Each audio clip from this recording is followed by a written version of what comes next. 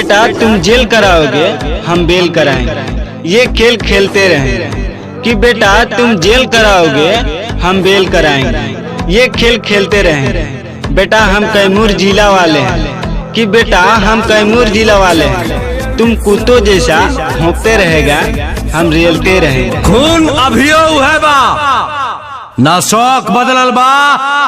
तू कहत रहे कि 2-4 दिन से पिए कर दिखत नहीं खसा कि केहू कहत रहे कि 2-4 दिन से पिए कर दिखत नहीं खसा तो हम कह दने छोड़ा जाए तो मध्य के दिक्कत नहीं खसा। आजकल के ऐसा गंजे हो गई बाकी ढेर दिन टिकट नहीं खसा। मैं कदों में तो पिया करता हूँ।